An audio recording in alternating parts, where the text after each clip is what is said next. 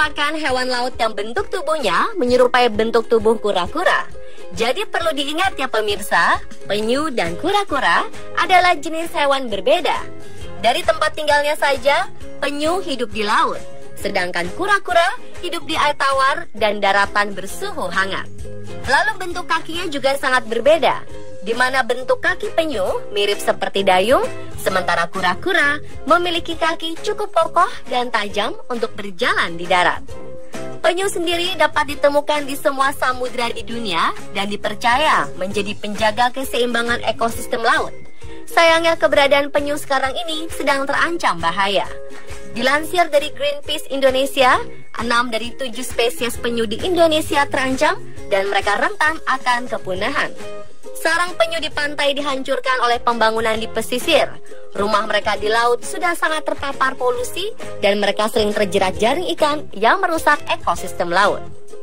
Di samping fakta tersebut, penyu juga memiliki beberapa fakta unik yang mungkin belum pemirsa ketahui. Dan inilah fakta unik penyu versi on the spot.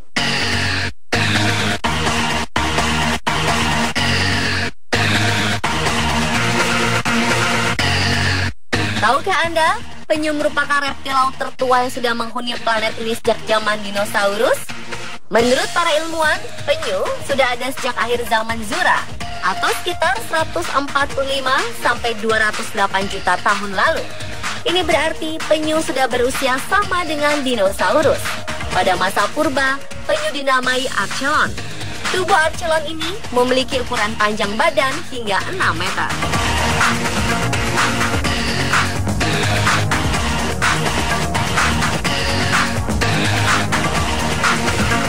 Siapa bilang bahwa hewan tidak memiliki perasaan?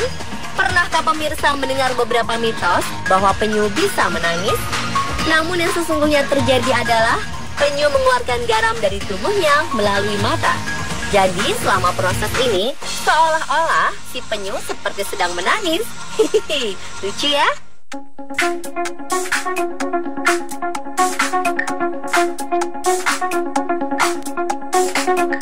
Jika kura-kura mampu menyelipkan kepala mereka ke dalam cangkangnya, hal tersebut berbeda dengan penyu.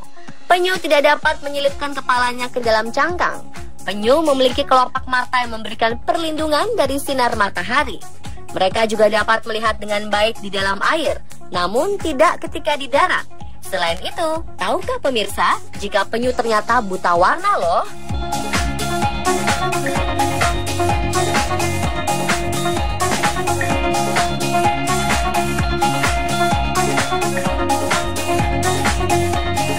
Selanjutnya, ketika penyu betina bertelur, mereka bisa bertelur sampai 900 butir loh pemirsa. Sayangnya dari ratusan butir telur yang dikeluarkan oleh seekor penyu betina, hanya belasan tukik saja berhasil sampai ke lautan dan tumbuh dewasa. Hidup tukik sangatlah keras. Ketika mereka menetas secara bersamaan, mereka harus cepat berlari menuju lautan sambil menghindari ancaman predator, seperti kepiting, burung, kadal, dan predator lainnya yang akan memangsanya.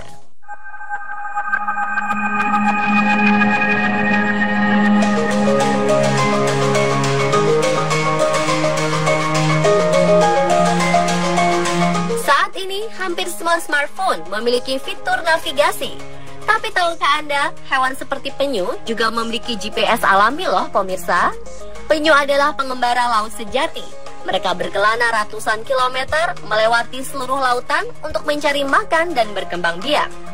Tapi beruntungnya, ada fakta bahwa mereka memiliki sistem navigasi yang membuat penyu betina dapat kembali ke pantai, di mana mereka bertelur dan menyimpan telur mereka. Luar biasa sekali ya kemampuan mereka.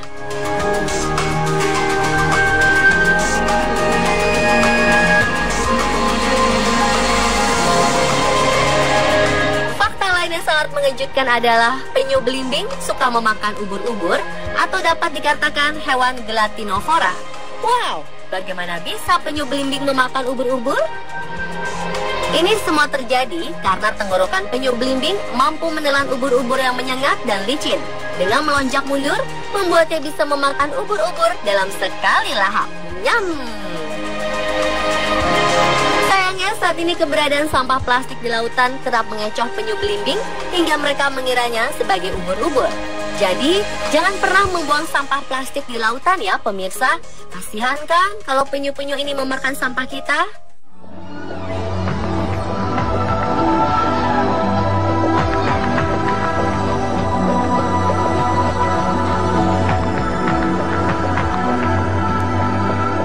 Tahukah Anda, penyu hijau sangat menyukai rumput laut. Oleh sebab itu, penyu hijau sering disebut vegetarian. Seperti manusia aja ya. Anehnya, penyu hijau ini menjadi vegetarian saat mereka dewasa. Sedangkan ketika mereka masih bayi, mereka akan memakan apapun yang ada seperti kerang atau terumbu karang sebagai panganannya.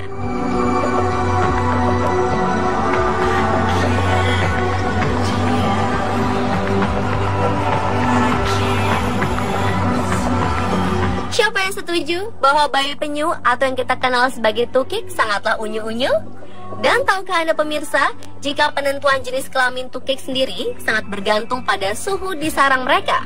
Jika suhu lebih hangat dari suhu pivotal atau 28 hingga 29 derajat Celcius, maka tukik akan terlahir sebagai betina. Tetapi jika suhu lebih dingin dari suhu pivotal, maka tukik akan terlahir jantan.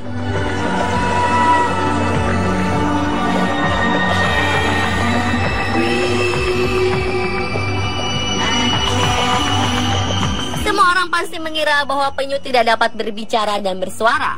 Namun faktanya, sekarang kita tahu bahwa semua ini tidaklah benar. Kenyataannya, penyu mampu berbicara dengan penyu lainnya sebelum mereka menetas. Wow, bagaimana bisa? Saat masih di cangkang telur masing-masing, penyu saling berkomunikasi dengan bersuara. Para peneliti percaya bahwa semua tindakan ini merupakan bentuk koordinasi antar penyu ketika mereka akan menetas. Sangat mengagumkan ya pemirsa.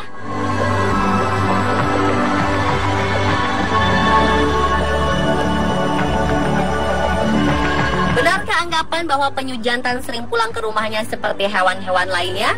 Nyatanya, anggapan ini salah dan tidak berlaku bagi penyu jantan. Faktanya, penyu hanya kembali ke daratan ketika mereka akan bertelur.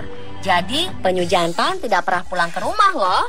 Mereka juga tidak pernah memberi kabar kepada penyu betina, bahkan kepada anak-anak penyu.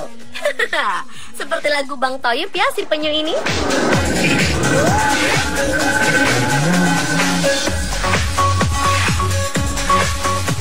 Dan pemirsa, itulah fakta unik penyu versi on the spot.